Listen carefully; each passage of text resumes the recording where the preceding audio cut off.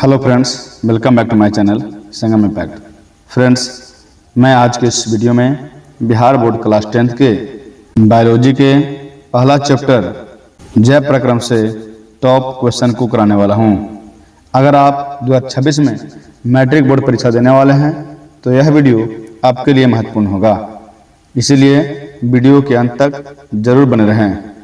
Friends, मैं इसका पहला पार्ट्स और दूसरा पार्ट्स करा दिया हूँ। आज इस वीडियो में मैं इसका तीसरा पार्ट्स कराने वाला हूं। अगर आप नहीं देखे हैं तो चैनल के प्लेलिस्ट से जाएं और वहां देखें, या फिर मैं उन दोनों वीडियो का लिंक इस वीडियो के डिस्क्रिप्शन में डाल दूंगा, आप वहां से देख लेंगे। तो चलिए, आज का पहला प्रश्न है, निम्नलिखित में से कौन सा यौगिक कोशिकाओं में रासायनिक ऊर्जा का सार्वजनिक वाहक है। मतलब निम्न में से कौन सा यौगिक जो है वह रासायनिक ऊर्जा का वाहक है, तो वह है एटीपी। इसका सही आंसर ऑप्शन बी हो जाएगा। अगला प्रश्न है कि श्वसन का वह चरण जिसमें ऑक्सीजन की अनुपस्थिति में ग्लूकोज का आंशिक विखंडन होता है। मतलब श्वसन के उस चरण को क्या कहते हैं जिसमें ग्लूकोज का आंशिक विखंडन होता है, वो भी ऑक्सीजन की अनुपस्थिति में। तो जब ऑक्सीजन की अनुपस्थिति में ग्लूकोज का आंशिक विखंडन होगा तो श्वसन को हम अवायवीय श्वसन कहेंगे। इसका सही आंसर ऑप्शन बी हो जाएगा। अगला प्रश्न कहता है कि कोशिकीय ईंधन किसे कहा जाता है, तो वह कहा जाता है ग्लूकोज को। ऑप्शन सी सही आंसर हो जाएगा। अगला प्रश्न है कि अवायवीय श्वसन की पूरी प्रक्रिया कहाँ पूरी होती है, तो वह होती है कोशिका द्रव में। अवायवीय की पूरी जो श्वसन की प्रक्रिया है वो कोशिका द्रव में ही हो जाती है। इसका सही आंसर ऑप्शन बी हो जाएगा। अगला प्रश्न है कि एटीपी में फॉस्फेट की संख्या कितनी होती है, तो एटीपी में फॉस्फेट की संख्या 3 होती है ना। एटीपी का फुल फॉर्म होता है एडिनो ट्राइफॉस्फेट। तो ट्राइफॉस्फेट मतलब फॉस्फेट संख्या 3 होता है, इसलिए इसका सही आंसर ऑप्शन सी हो जाएगा। अगला प्रश्न है कि रक्त में किसकी उपस्थिति के कारण लाल दिखता है। मतलब रक्त में क्या पाया जाता है जिसकी वजह से रक्त लाल दिखता है, तो उसमें पाया जाता है हीमोग्लोबिन। इसका सही आंसर ऑप्शन बी हो जाएगा। अगला प्रश्न है कि मनुष्यों में सांस लेने और छोड़ने की क्रिया को क्या कहा जाता है, तो उसे कहा जाता है श्वासोच्छ्वास। इसका सही आंसर ऑप्शन ए हो जाएगा। यानी मनुष्य में सांस लेने और छोड़ने की क्रिया को श्वासोच्छ्वास कहा जाता है, और श्वास लेने की क्रिया को प्रश्वास और छोड़ने की क्रिया को उच्छ्वास कहा जाता है। इन दोनों यानी प्रश्वास और उच्छ्वास के सम्मिलित रूप को ही श्वासोच्छ्वास कहा जाता है। अगला प्रश्न है कि मनुष्य का मुख्य नाइट्रोजनी उत्सर्जी पदार्थ क्या है ना, तो वो हो जाएगा यूरिक अम्ल। यानी मनुष्य का मुख्य नाइट्रोजनी उत्सर्जी पदार्थ कौन है, तो यूरिक अम्ल है। अगला प्रश्न है युग्लिना में पदार्थों के परिवहन हेतु निम्नांकित में कौन सी प्रक्रिया उत्तरदायी है, तो युग्लिना में पदार्थों का परिवहन जो है वो विसरण क्रिया से द्वारा होता है। यानी कोई भी एक कोशिकीय जीव या बहुकोशिकीय अगर है भी तो अत्यंत छोटा है, उन सभी में पदार्थों के परिवहन के लिए कोई विशेष व्यवस्था नहीं रहता है। उन सभी में विसरण क्रिया से पदार्थों का परिवहन होता है। अगला प्रश्न है कि रक्त का लाल निम्नांकित में किस प्रोटीन के उपस्थिति के कारण होता है। मतलब रक्त का लाल किस प्रोटीन के कारण होता है, तो रक्त में पाया जाता है हीमोग्लोबिन। इसी के कारण रक्त लाल होता है। इसका सही आंसर ऑप्शन बी हो जाएगा। अगला प्रश्न कहता है कि निम्नलिखित में कौन पौधों में जल संवाहक ऊतक है, तो जल का संवहन जो है वह होता है जाइलम द्वारा। इसलिए इसका सही आंसर ऑप्शन ए हो जाएगा। और फ्लोएम जो है यह खाद्य पदार्थों का परिवहन करता है। अगला जो है कहा कि फाइब्रिनोजेन रहित प्लाज्मा को क्या कहा जाता है, तो उसे कहा जाता है सीरम। इसका सही आंसर ऑप्शन ए हो जाएगा। यानी जिस प्लाज्मा में फाइब्रिनोजेन नहीं होता है उस प्लाज्मा को सीरम कहा जाता है।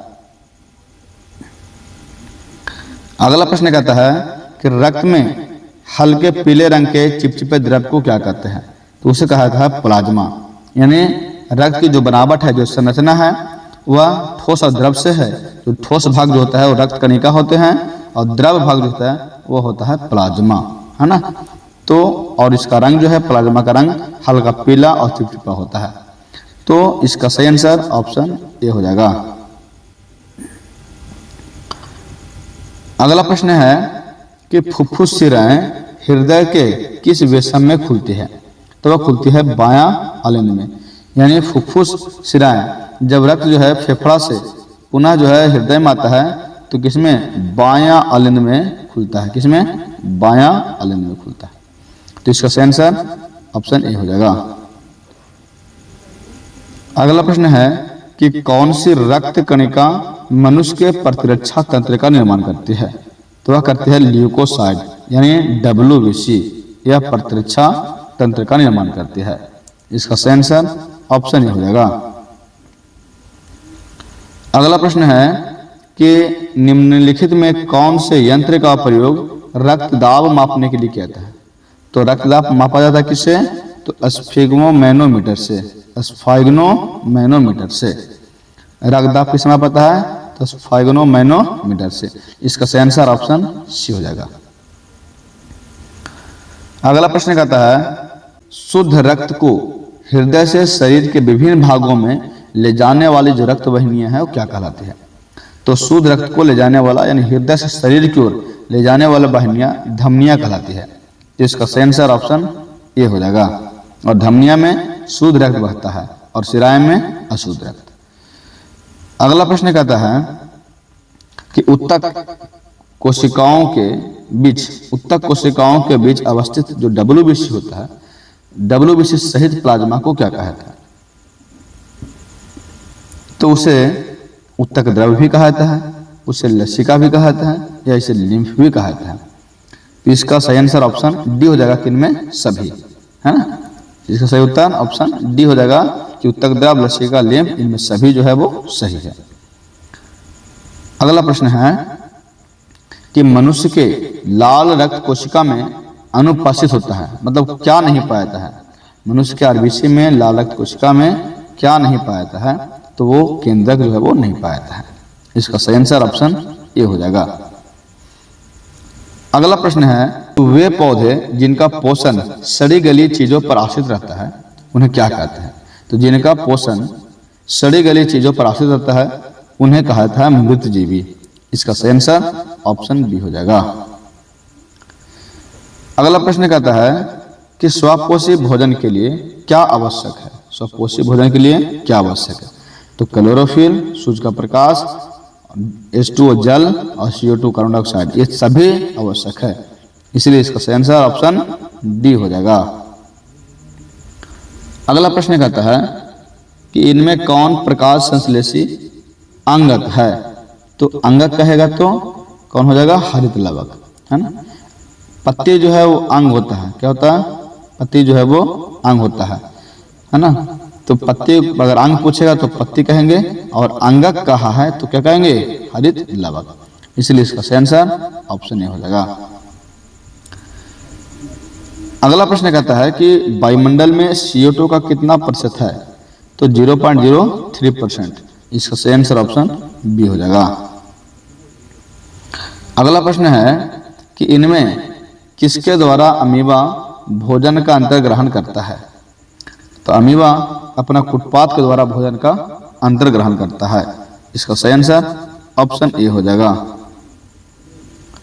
अगला प्रश्न है कि इनमें से किस छिद्र के द्वारा ग्रसनी ग्रास नली से जुड़ा होता है?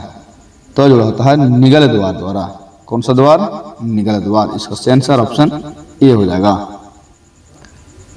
अगला प्रश्न है कि ग्रहणी भाग है, ग्रहणी किसका भाग है?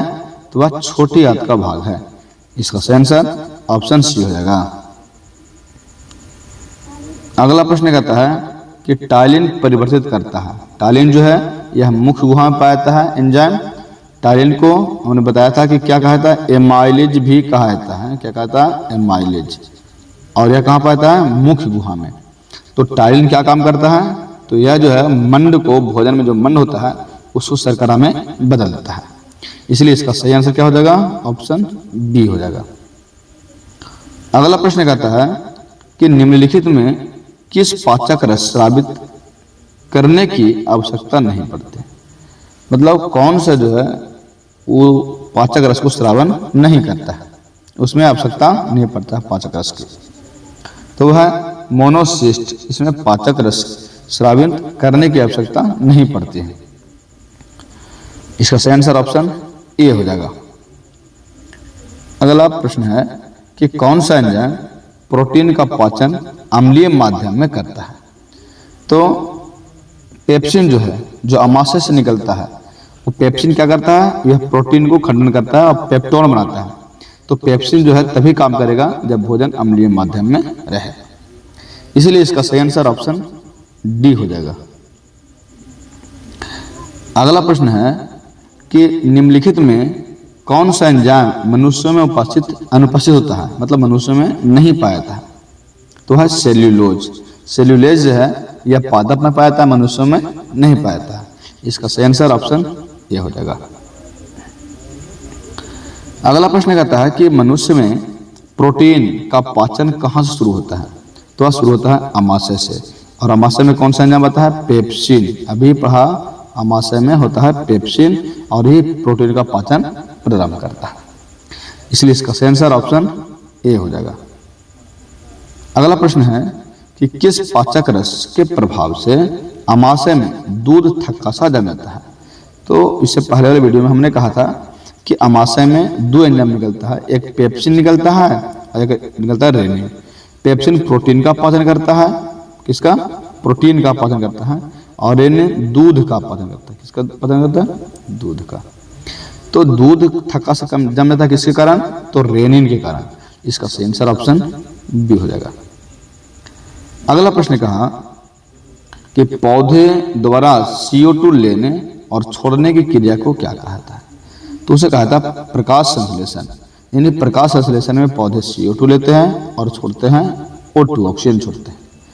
श्वसन की क्रिया में कहूं तो श्वसन की क्रिया में सारा जीव एक ईस्ट को छोड़ करके सभी जीव जो है वो ऑक्सीजन ग्रहण करता है और CO2 छोड़ता है। लेकिन यहाँ कहा कि CO2 लेना है और छोड़ने की क्रिया को, तो CO2 ग्रहण करता है कौन? पेड़ पौधा। किस प्रक्रिया में? तो प्रकाश संश्लेषण की प्रक्रिया में। इसका सही आंसर ऑप्शन डी हो जाएगा। अगला प्रश्न कहा है कि हरे पौधे प्रकाश संश्लेषण में कच्ची सामग्रियां जल और किन कच्ची सामग्रियों का इस्तेमाल करते हैं? एक तो कह दिया कि जल, मतलब प्रकाश संश्लेषण करने के लिए वह जल का उपयोग करते हैं। इसके साथ और किन चीजों का उपयोग किया जाता है? तो वह करता है कार्बन डाइऑक्साइड का, है ना। कच्ची सामग्रियां का उपयोग जो है कार्बन डाइऑक्साइड का करता है। यानी यह होता है इसकी कच्ची सामग्रियां जो H2O प्लस CO2, यही इनकी कच्ची सामग्रियां है जो इसका उपयोग करता है। इसका सही आंसर ऑप्शन ए हो जाएगा। अगला प्रश्न कहता है कि कार्बनिक स्वांगीकरण या प्रकाश संश्लेषण में ऊर्जा का स्रोत क्या है? ऊर्जा कहां से प्राप्त करता है? तो उसका स्रोत है सूर्य का प्रकाश। इसका सही आंसर ऑप्शन सी हो जाएगा। अगला प्रश्न कहता है कि इनमें सामान्यतः किसका उपयोग कोशिका द्वारा ऊर्जा उत्पादन के लिए किया जाता है? तो ऊर्जा उत्पादन के लिए किसका उपयोग किया जाता है कोशिका द्वारा? तो कहता है ग्लूकोज का। यानी श्वसन की क्रिया में ग्लूकोज का विखंडन होता है, यानी ऑक्सीकरण होता है। तो इसका सही आंसर ऑप्शन सी हो जाएगा।